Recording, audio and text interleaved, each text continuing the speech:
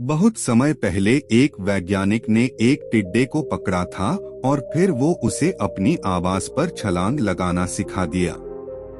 जब भी वो वैज्ञानिक बोलता था छलांग लगाओ, तो वो टिड्डा छलांग लगा देता था क्योंकि उसे वैज्ञानिक ने वही करने के लिए सिखाया था।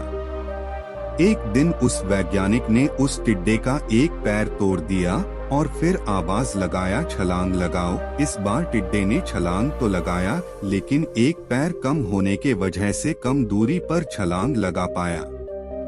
अब की बार उस वैज्ञानिक ने उस टिड्डे का दूसरा पैर तोड़ दिया और फिर बोला छलांग लगाओ। इस बार टिड्डे ने और भी कम दूरी पर छलांग लगाया क्योंकि उसका दो पैर टूट चुका था।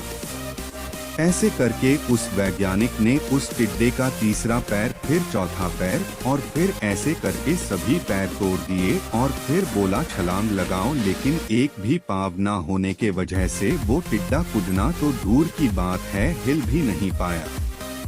अब उस वैज्ञानिक ने इस घटना का निष्कर्ष अपना डायरी में लिखना शुरू किया और फिर उसने ये लिखा कि जब टिड्डे की एक टांग तोड़ी गई तो वो थोड़ा बहरा हो गया, फिर दूसरा तोड़ा गया तो और ज्यादा बहरा हो गया और ऐसे करके सभी टांग टूटने पर टिड्डा बिल्कुल ही बहरा हो गया, क्योंकि अब तो चिल्लाने पर भी वो हिल नहीं पा रहा है।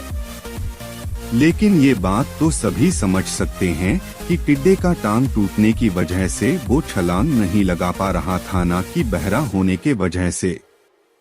लेकिन कई बार हम अपने जीवन में ऐसे ही मूर्ख बन जाते हैं और कई बार हमारे जीवन में दो घटनाएं ऐसे घटती है जिसका एक दूसरे से कोई संबंध नहीं होता है, फिर भी हम दोनों घटनाओं को एक दूसरे से जोड़कर देखने की कोशिश करते हैं।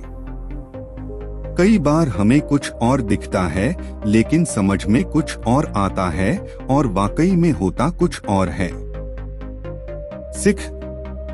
अगर हमें अपने जीवन में पछतावा से बचना है तो कभी भी जल्दबाजी में कोई निर्णय नहीं लेना चाहिए, बल्कि निर्णय लेने से पहले अच्छी तरह से सोच विचार कर लेना चाहिए।